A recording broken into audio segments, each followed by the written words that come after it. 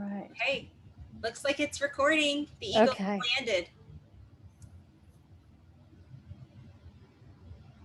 Go ahead, Gretchen. Okay, Yeah.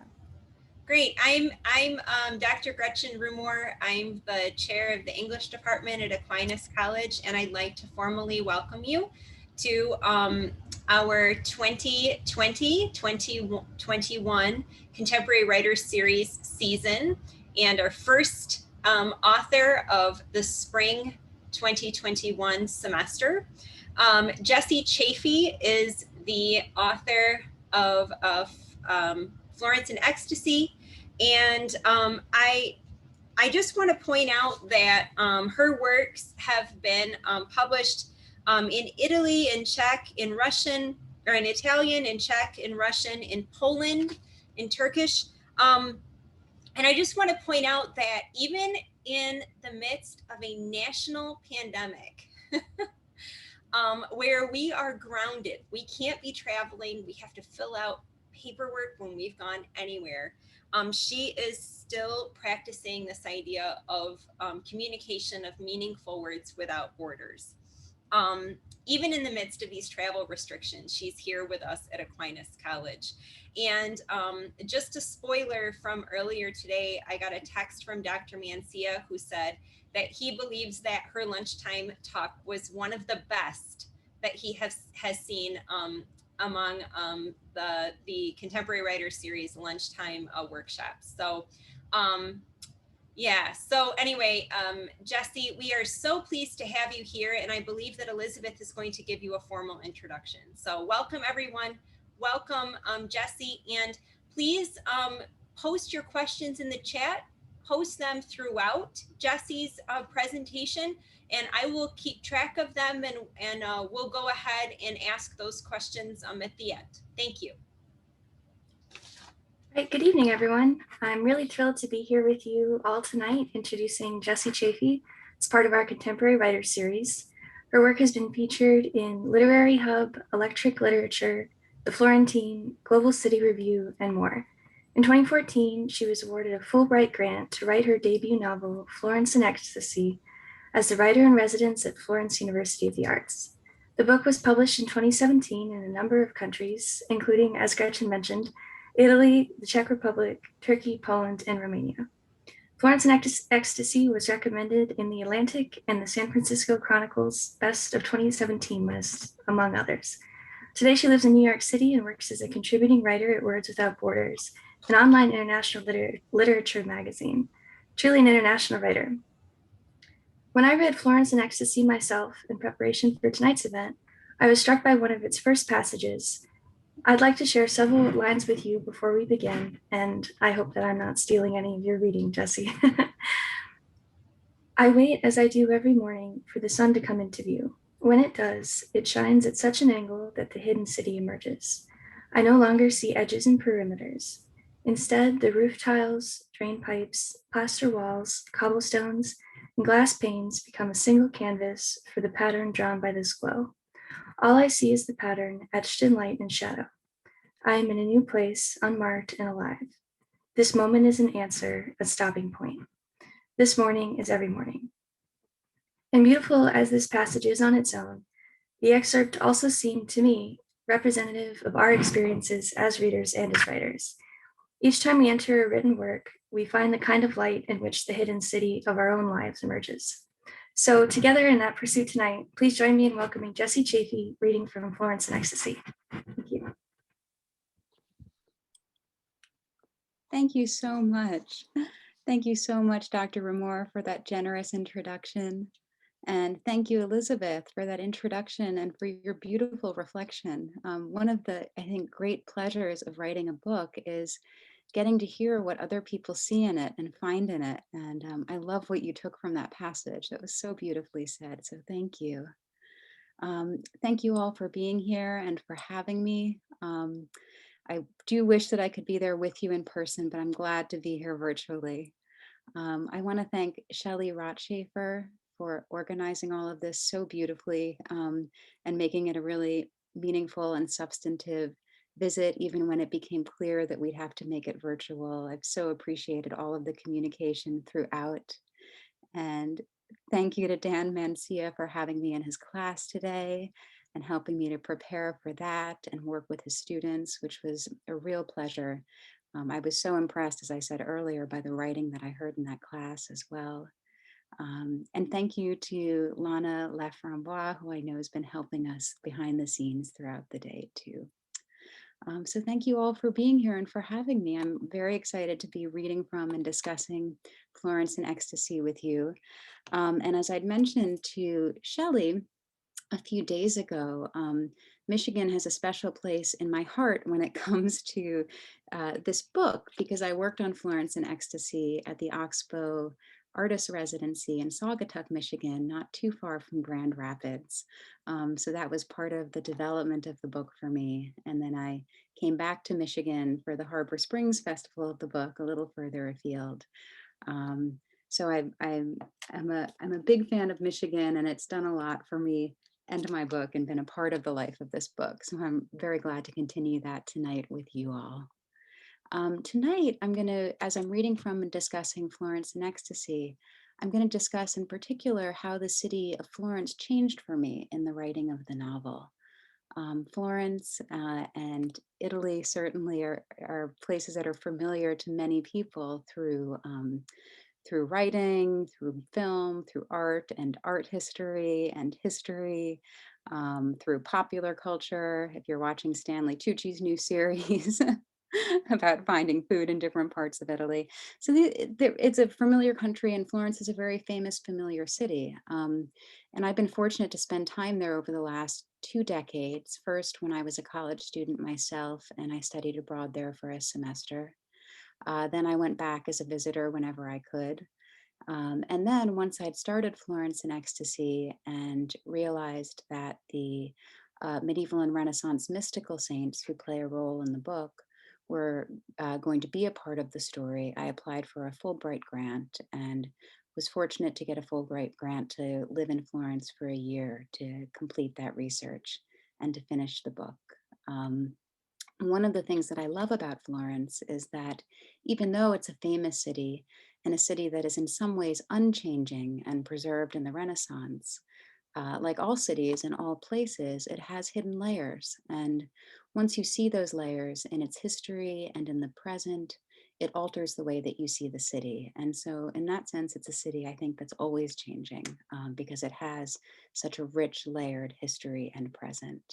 So tonight I'm going to read some sections from the book that explore some of the more hidden layers of Florence, aspects of the city and its history that are important to my protagonist, Hannah, and her story, but that also changed my own understanding of the city and the country and its past.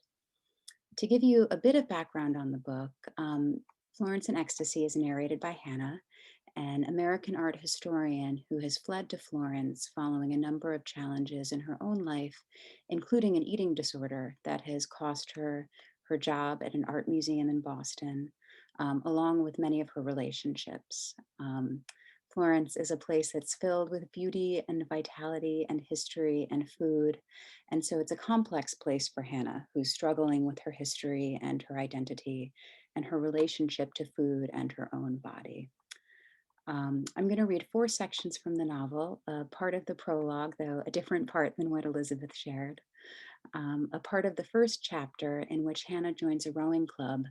That's the first kind of hidden element of the city that opens up Florence for her. And then 2 short excerpts that feature the Catholic women mystical saints, who were famous for their ecstatic visions and sort of communion with God, but who were also known for some of their extreme behavior, including starving themselves for God. Finding them alters Hannah's story, and it also changed my own perspective on Italian history and the story that I wanted to tell in the novel. And then because Hannah is an art historian, art shapes her understanding of the world. And so throughout, I'll also be sharing a few key artworks that Hannah encounters as in the readings that I'm sharing tonight. So the first reading is just a portion of the prologue. This morning is every morning. I've been here almost a month, and still I wake too frequently too early, to the buzz of mosquitoes, gray light, and the window shutters swinging open and closed. I wake from violent dreams filled with strong winds and slamming doors, bodies thrown against windows loose in their frames, frames loose in their sleeves. I wake in Florence, afraid. The shutters swing open, and each time I catch just a glimpse of the Palazzo Vecchio's tower against violet sky before they swing closed again. This image is familiar now. This empty apartment is mine. Still, this is not quite life. On this morning, I relight the citronella coil and walk to the window. In the alley, a man puts on a magenta helmet, climbs onto a moped, and pulls out onto Via Malinchini, the last to leave the bar below. Once he's gone, there are only the birds that shoot past my window like darts thrown screaming from an unseen hand. It is feeding time. I walk to the bathroom, pull my t-shirt up over my head, let my pants drop to the floor, and drag the orange scale away from the wall. It rattles across the blue tiles, catching in each valley. I adjust the needle to 0. Not cheating, never cheating, I watch the numbers spin like a slot machine until they stop, predictably. It's good, I say aloud, running my hand along my face, my arm, my stomach. It's good, I repeat, overly decisive and sober, trying to coax my reflection into agreement. Today, I think, as I dress, tie back my hair, and climb the 3 stone steps to the kitchen, will be different. I open the long slatted doors and step out onto the small balcony, which is so steeply pitched it feels like it may topple into the courtyard below. It is the end of August. For weeks, the other windows have been quiet and dark, except for the apartment across the way and 1 floor down, where an old woman sits all day, her arms spreading on the sill. She is sometimes staring out, sometimes cooking sauce I can smell as steam climbs out and over the terracotta roofs. But even her window is vacant this morning. The Italians have fled the cities for the coast, and all over Florence there are handwritten signs taped to shop doors, the type of scrawl that normally says back in 5, only in this case it's back next month. The signs do not deter the tourists who fill the piazza around the Duomo, who line up at dawn to be the first into the Uffizi Gallery, who haggle and hassle at the Central Market, who shout at the buses that lumber down the narrow streets and heed no one, who walk the bridges with gelato dripping down their hands in the evenings and watch Italian bands playing the Beatles. A manic, frenzied movement repeated day after day, night after night. They are looking up, always up at the frescoed ceilings of churches, at the parade of Madonnas in museums, at the oversized head, hands, and feet of the David, at the performers dressed as mummies who move only at the sound of money in their jars, at the buildings edged in angels that circle and circle. I am no different. I still cannot cross Piazza della Signoria at night without looking up to the golden lion at the top of the Palazzo Vecchio, to the harsh glare of Neptune who rules the fountain outside, to the writhing sculptures in the loggia at the piazza's corner. Lit from below, the Sabine woman twists and twists out of the grasp of her attacker, all that stone tapering from the massive base to the single point of her finger reaching toward the sky. There is something more, it says.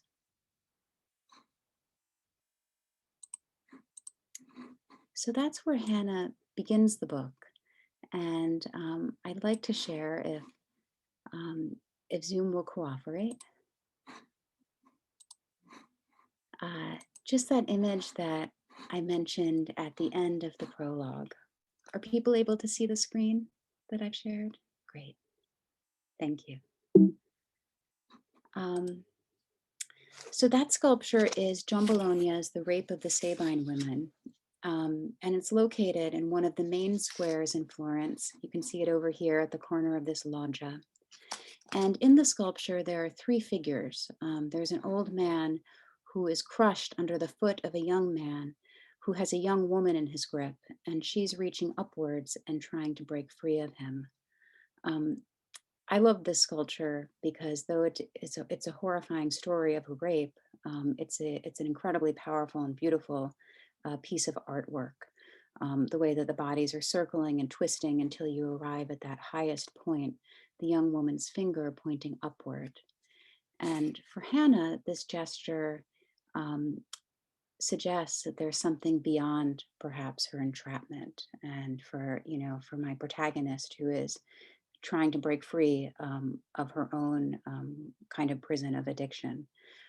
I love the sculpture because for me, it feels like it embodies in some way the act of writing, of constantly reaching for something that is just out of your grasp and trying to capture the ineffable in words.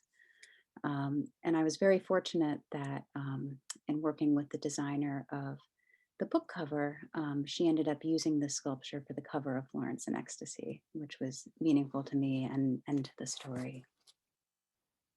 Um, so Hannah is very isolated in the book's opening, but she soon joins a rowing club and learns to row on the Arno River, which is the river that runs through Florence.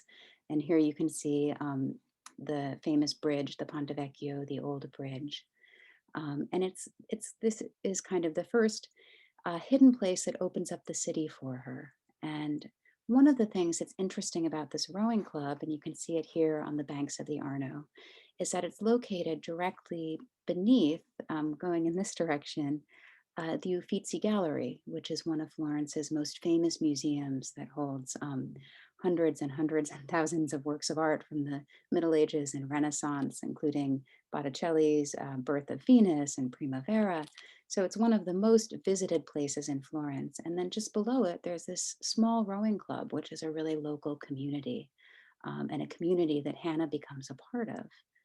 So I'm going to read just a short section of when Hannah first encounters this rowing club beneath the city.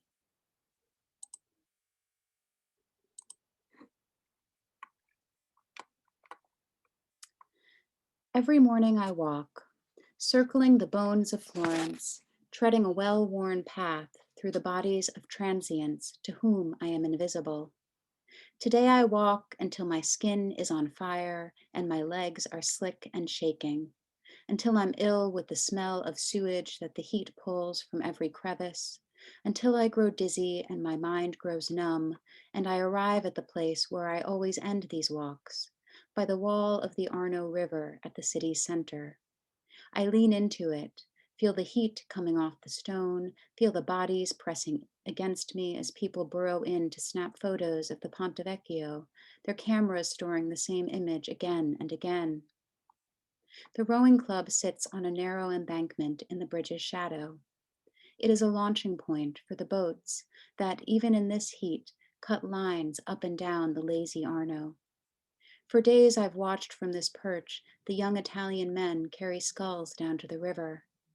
There is something calming in their movements, in the quiet way that they shoulder those boats, like pallbearers, and lay them down on the water's surface. But today is different, because today, for the first time, a woman emerges on the embankment, a boat balanced on her shoulder, oars balanced on her hip. She is alone. She is at ease. I watch as she lowers the body into the water, slides one oar into the metal U-ring, then the other. She pauses, glancing up and down the Arno. There is no one else out yet. It is hers alone. Then steps carefully into the shell. She nudges the dock with one hand, and the river offers no resistance as she pushes off gracefully, adjusts the oars, and begins her course, making her way toward the next bridge with purposeful movements. I watch her until she disappears from sight, a single body at peace. Tucked into the busy street behind me is a green door that I've also watched on these mornings, and beside it a small plaque, Florence Rowing Club, half hidden by a vendor's cart.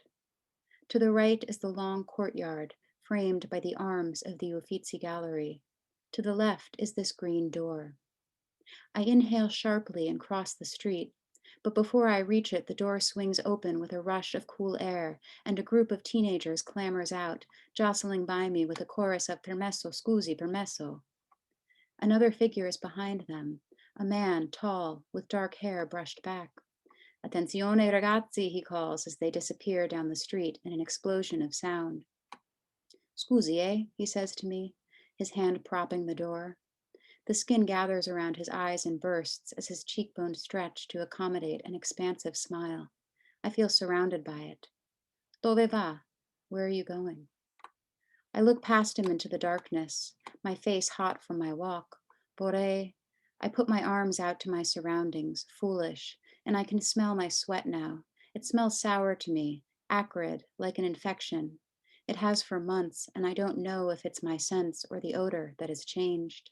To join, I say finally, hugging my arms back to my sides.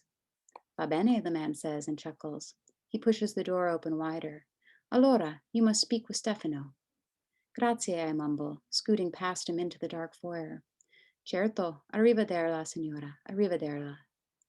I hear him still laughing until the door shuts abruptly, taking with it the heat, the light, and this laughing man. I walk down a flight of steps, blind until my eyes adjust. An office glowing fluorescent, another door, but there is no one here. Then I hear distant punctuations of sound that must be human. Stefano. I cling to the name and keep going, through the door and down more stairs. I am tunneling into a cave, a warren, down and down until I reach a low stone doorway I have to bend to clear. And when I do, I'm accosted by the smell of coffee and sweat. A little bar filled with tables and daylight beyond. Behind the counter, a man with a white mustache fills a glass with bright pink juice. He's watching me. Buongiorno, he says. Americana. He points to himself. Emanuele. Hannah, I relax. Is Stefano here? Anna, he says, losing the H. Anna di... He raises his eyebrows. Di Boston. Anna di Boston. Emanuele winks, then calls, Stefano. And a man appears in the sunlit doorway, his mouth a sharp line. Emanuele speaks to him too quickly for me to follow until I hear Anna di Boston. Hannah, I say, I'd like to join. The man upstairs told me. Si, certo, Stefano says, his brow now furrowed. You row? No, never. I hesitate. I know how I must look to him. It is written across me in spaces and hollows. But I've come this far, and so I continue. No, I'd like to learn, though. Stefano says nothing, then, Va bene, you'll learn. Andiamo, and gestures for me to follow him out into the sunlight. Above us, the Ponte Vecchio sprawls, a triple-bellied beast, reflections catching in its arches, and water pouring between its supports like a churning shadow. It feels like the city itself has opened up, as though I'm peering out at it from the inside. Oh, I exhale softly. Bello, no? I look around for the woman I'd seen, but the river is empty. Today it is quiet, Stefano says, because of vacation. But tomorrow people will return. Then, in a mixture of English and Italian, he explains that this was originally a stable for the Medici horses. As he speaks, his smile loses its tension. He is the club's manager, and his father was before him. He leads me back inside and shows me the locker rooms, the weight rooms, then walks me down a dark boat-lined corridor. At the end, an old man is tending to one of the skulls, laid out like a body before him. He gently polishes its bowed wooden sides. Ciao Correggio, Stefano calls, before walking me into a room crowded with rowing machines. This is a special room. You know why? I look at the quiet ergometers, our reflections in the mirrored wall, until Stefano points to the ceiling, smiling wryly. Uffizi, he says, letting me in on the secret. C'è state? Of course. We're right below the museum.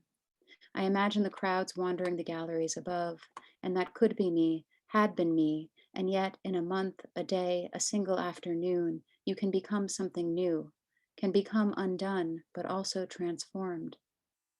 Okay, Stefano says. Tomorrow my assistant is back. You register with her. Then you begin, here, in this room, to practice, to learn, okay? 1 week, 2 weeks, and then the river. So quickly, "Si certo, and why not? And why not?" I echo. Before I leave, I walk up and down the hallway lined with boats. They are overturned on shelves, spines raised, bodies stretched, stacked floor to ceiling in rows, running from the largest 8-man boats to the small 1-man sculls at the far end. I have the sensation of the past hovering just below the present, as I so often do here, my own past leaping out fast and fierce, and suddenly I remember. I walk slowly, examining the names stenciled in white block letters along their sides. Fortunato, Borea, Persephone. I search for inconsistencies in the repeated symbol of the red and white rowing flag that ripples across each boat, trying to find a place where the human hand had wavered. So that's the first moment in which Hannah enters this space in which she really begins to connect with Florence and the life of the city, and also through rowing to reconnect with her own body. She gets to know the club's members, including Luca, the man that she first met at the door to the club, with whom she becomes involved. But with the exception of 2 women, the club is mostly men. It's a very male-dominated space. And ultimately, it's really women, and in particular, women from Italy's past, the saints, who define Hannah's experience in Florence. As I shared with Professor Mancia's class today, I didn't initially plan for the saints to be a part of the book when I set out to write it. But first of all, it's Italy, and so religion is everywhere. And I also have a woman who's searching for meaning. And one of the parts of writing that I love is the unpredictable nature of it. Um, and I found that in listening to your characters and to your own intuition, you often end up in places that you don't intend to be. And that's certainly what happened in the case of the saints kind of entering the novel. I'm going to share my screen one more time here. Can everybody see the screen share? Great. So in chapter 3 of my novel, I took Hannah in part to sort of shake things up. I took her out of Florence and to the medieval city of Siena, where I had visited. But I took her to a place in the city that I hadn't visited when I was first writing this chapter, the Basilica of San Domenico. And so I researched, initially just book research, to find out, what would Hannah find there? And of course, what she finds is the medieval mystic, Saint Catherine of Siena. And so I did some more research into the art and the other things that Hannah might find inside the basilica. And then I wrote this scene that I'm going to share a short bit of with you. And as I'm sharing, I'm going to scroll through some of the artwork that Hannah's referencing throughout. Following signs that lead me through the original walls, I walk into the old center of Siena. It's early afternoon. The church services are over and the shop windows are dark. Only the occasional coffee bar is open, the interior a cool rectangle broken by no more than 1 or 2 bodies, gripping espresso and glancing up at a small television. Soccer. The streets are tighter than Florence's, and the buildings on either side too close to me, slicing the sky into narrow strips. Siena is an older generation, cloistered and closed, and I feel trapped with nowhere to look but up at the church towers or down at my feet. I visit the unfinished Duomo, then drift to the edge of town, to a church balanced high on one of Siena's hills. The door is open a crack, and I enter to find a sparse interior, cool and hushed. Halfway up the nave, a woman kneels by a side chapel, but otherwise the basilica is empty. As soon as I take a few steps, however, a priest appears. He is small and old, with tufts of white hair around his ears. He squints at me, smiling, his lips folding into his face, and offers me a tour. Grazie, I say, and then realize my error. He begins speaking rapidly in Italian, but with such excitement that I don't stop him. He takes the edge of my sleeve and leads me to the back of the church, to a small fresco. Conosce Santa Caterina, he asks. I nod, Catherine of Siena. She wears a black and white habit and holds a stalk of lilies. Her features are flat, her almond eyes lowered without expression, the proportions slightly off, and she has a greenish glow, eerie. On each of her hands sits a drop of blood, the stigmata. What else? She had visions and ecstasies like Saint Teresa, I think, and she claimed that she had married Jesus in a dream. We stand for a moment longer, the priest gazing up at the portrait and shaking his head. He looks close to tears. Then he takes the edge of my sleeve again, and we are off. He speaking and I not understanding, his feet shuffling along the marble floor with a shh, shh, shh, and I try to step more lightly. He leads me to a chapel that is frescoed on 3 sides. At its center is a small ornate shrine, a mini cathedral. Questa è la sua testa, he says gravely. Her head, I ask. Si, her head, he confirms. Indeed, within the shrine is Saint Catherine's mummified head, shrinking into a crisp white habit. The cheeks are sunken, the nose almost gone, the upper teeth visible. I look around to see if there are any children who might be traumatized by this medieval mummy, but it's only me and the priest and Saint Catherine now. E anche il suo dito. He gestures to a glass case off to the side, where a single finger crooked points heavenward. Her finger, he nods happily and points upward too. He keeps smiling. This must be the end of the tour. Then gestures with great enthusiasm to the frescoed walls of the chapel and bows slightly before disappearing.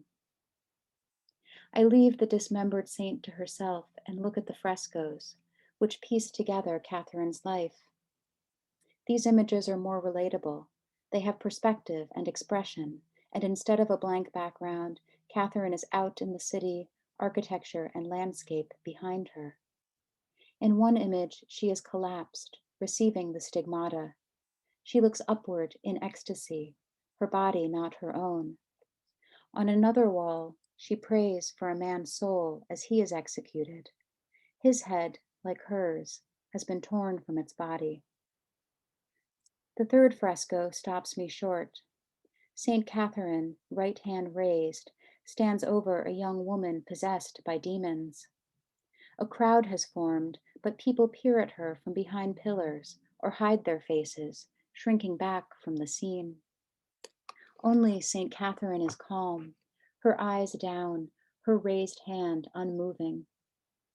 The possessed woman writhes on the ground beneath her, her arms straining up at unnatural angles, her head thrown back. Which of these women am I? The one straining madly toward something unseen, or the calm one looking on? I have been both. In this past year, I have been both. I have been the mad woman, screaming, straining, digging ditches around the bone, sculpting.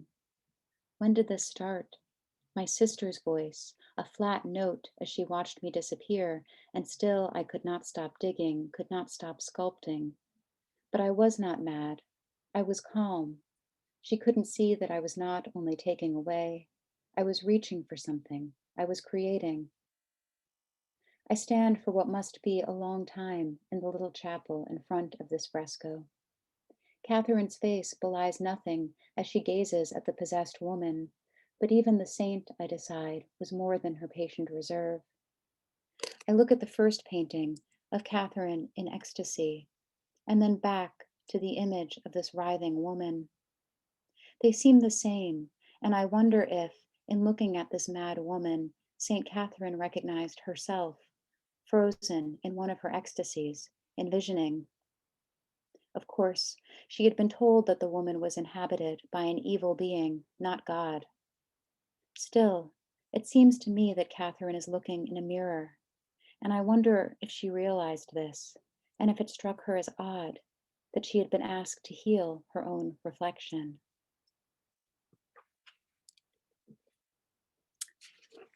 So the images in this scene resonate with Hannah, and in that resonance, I saw a point of connection. It's not, this isn't a novel about a woman finding religion, but the saints provide Hannah with a language for thinking about and understanding her own struggles and her own searches for meaning. One of my favorite quotes about creativity comes from the psychologist Arthur Koestler, who said, "Creativity is a marriage between ideas which were previously strangers to each other." And in my experience in this book, it was really the coming together of these two disparate ideas, the consciousness of my protagonist and the consciousness of the saints, that enlarged the novel. And from the moment in which Hannah considers the relationship between the ecstatic woman and the possessed woman, I realized that the voices of these women from the past were important to the story that I was telling in the present.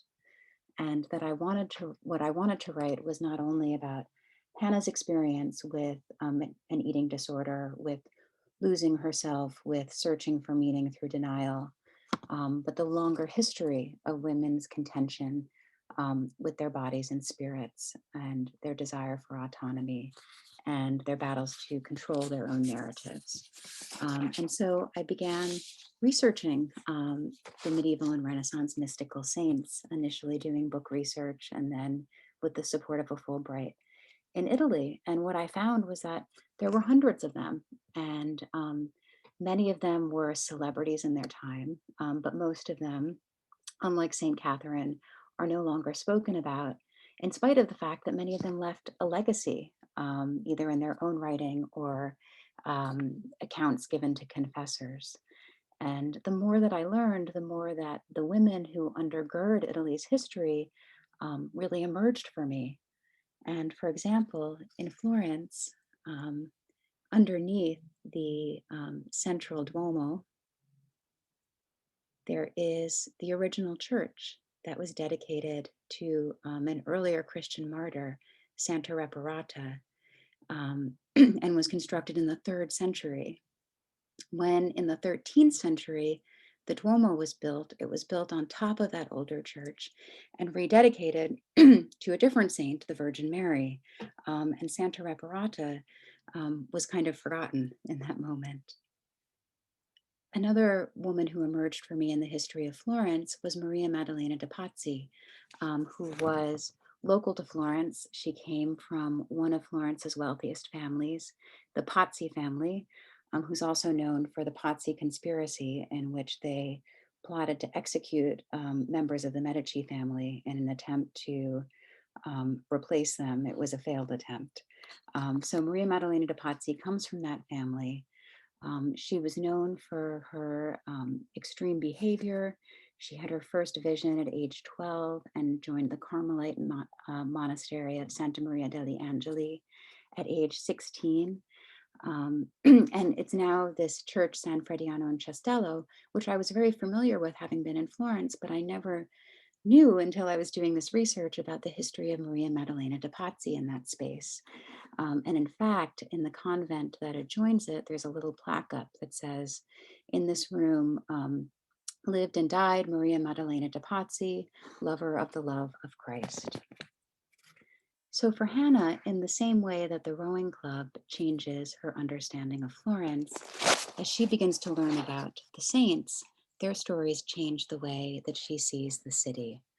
And so I'm going to close with one more short reading, and this one has to do with Maria Madeleine de Patsy, who Hannah has just read about in the book.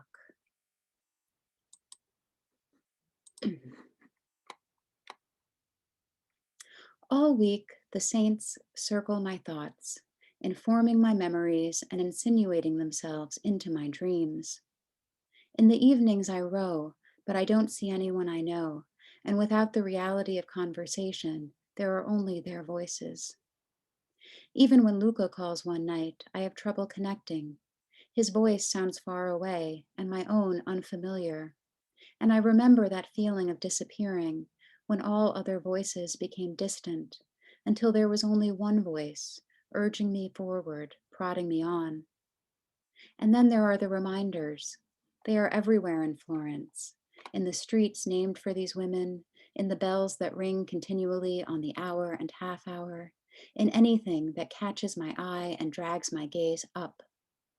One morning, I take a longer route to pass the church where Maria Madeleine de Patsy practiced. The tall gates of the adjoining convent are closed as always, and as the bells begin to ring, I stop to look up at its walls. It was here, in this place, that she starved herself to death.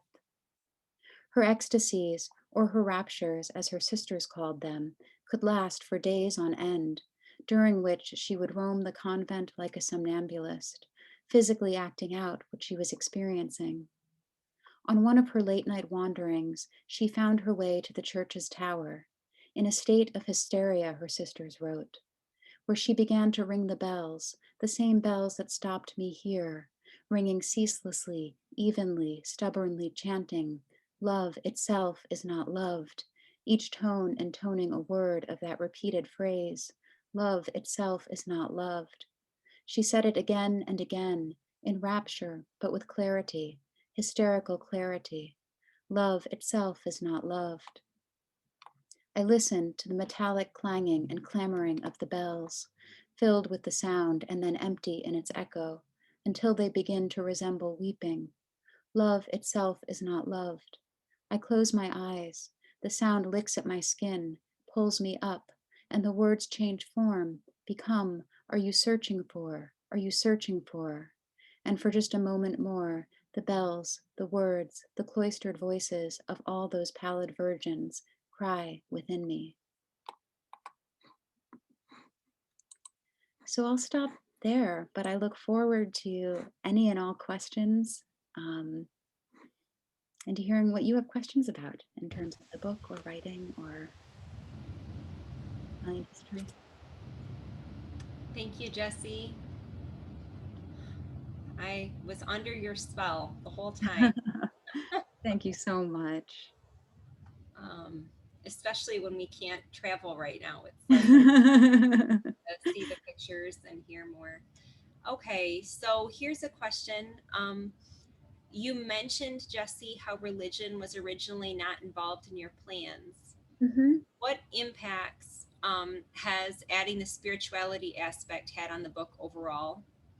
And what would Hannah's life and decisions be like if you'd followed your original plan in her discovery of what her meaning is? That's a great Ooh, question. I can't wait to hear you think about that that aloud. is such an excellent question. Um, it's hard to know what her arc would have been like without the saints because they became so important in the book. But I think for the role that they do play, um, she finds in them a kind of one of the reasons that Hannah ends up in Florence and ends up there alone is that she's tried to get help at home in Boston and she hasn't found people with whom she really connected. So she sees a therapist, she sees a doctor, she speaks with friends and family members. And like any addiction, an eating disorder can be incredibly isolating. And she ends up in a place where she feels like nobody else understands what it is she's going through. And so it really is finding these women who, some of whom were known for starvation, but that isn't so much the connection that she even has with them. It's more their desires for meaning and the way that they describe their ecstatic states, which are these incredible highs, but which also leave them always wanting and longing when they're in the absence of those highs. So for her, finding that language enables her to reflect on her own experience and to recognize that in her case, um, the highs of that experience were killing her. So a part of her journey is finding some communion with the saints, but then also rejecting some of the more extreme ecstatic behavior that she herself had found meaning in. Um, yeah, but I think without them, there are other reflections on art and history throughout the book, but I don't know that I don't know that Hannah would have found exactly what she needed in the story to arrive where she does at the end of the book. Thank you. So we're curious about when did you get your biggest writer's block when it came to the story? And do you have any thoughts on how you actually overcame that writer's block? Or did you not have any writer's block? Fulbright, does Fulbright equal no writer's block? Yeah. But Oh my gosh, so many moments of writer's block. As I actually mentioned in Professor Mancia's class today, that I felt like the hardest part of the book was the middle of the book. And that's in part because when you're at the start of the book, you have a certain, or any project, you know, you have a certain amount of momentum and excitement. And when you're approaching the end of the story, there's a certain inevitability on where you're going. But the middle is tough, and it can be hard, I think, for the middle of the story to not feel like it's dragging, and you put some things in place, so there are things that you have to see through. All of the options are no longer open to you. But there are enough options that it can be hard to decide what direction to go in. And I found the middle incredibly difficult. And I found I had some block there, both in terms of writing. And when it came to revising, I kept kind of trying to move things around as though in moving scenes out of the middle, the book wouldn't have a middle and that would solve the problem.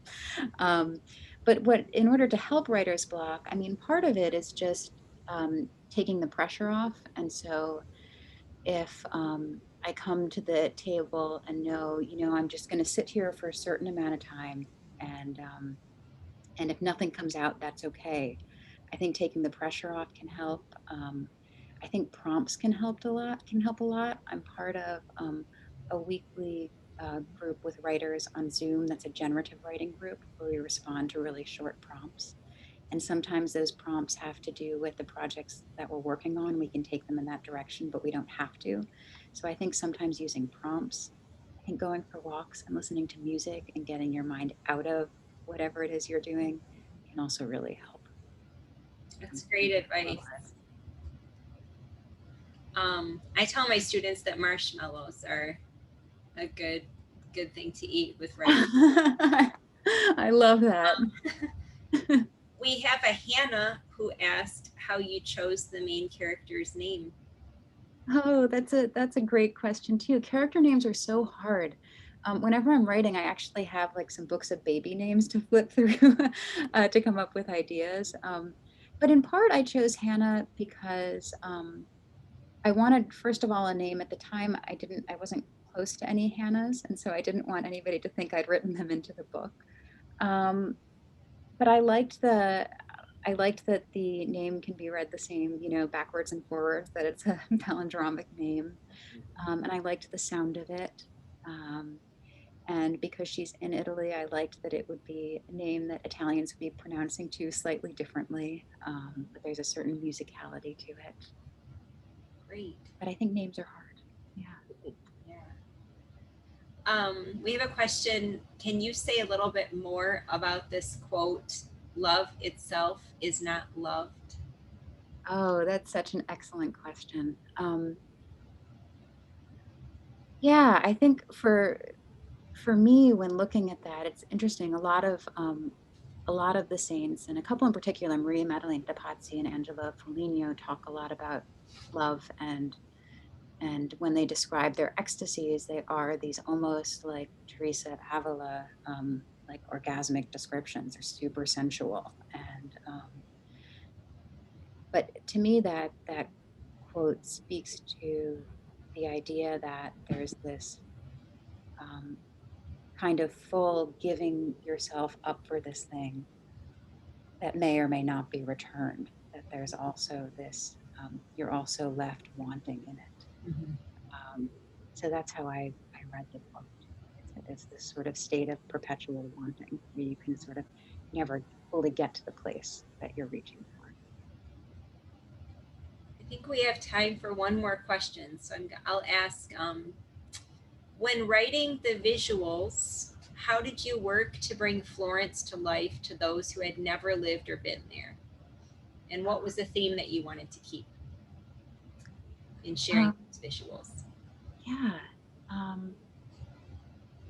think, you know, when we were again, when I was in Professor Mancia's class today, we were talking about how important it is when you're writing about place, if you have an opportunity to be there, to write down as much as you can. And those details really do become gold when you're no longer there, because you sort of think you'll remember everything, but you don't always. And so I think the fact that I'd spent time in Florence, but really being there for the year allowed me to kind of immerse myself in the city and just write and take in as much as I could. And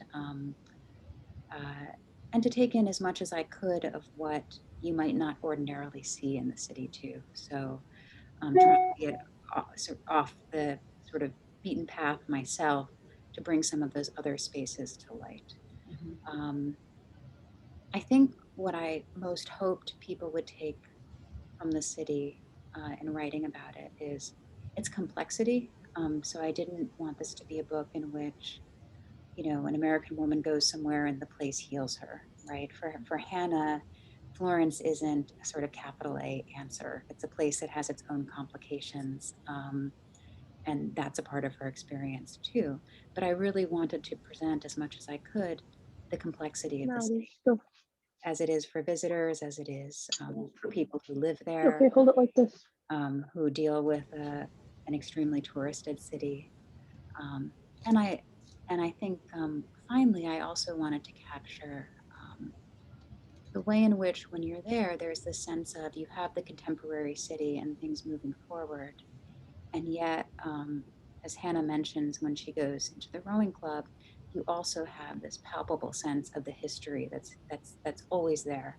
That's sort of, if not on the surface, just below the surface. And so I also wanted to bring that part of the city to light, and both the history people are familiar with, and then maybe some of the parts of that history they're not as familiar with.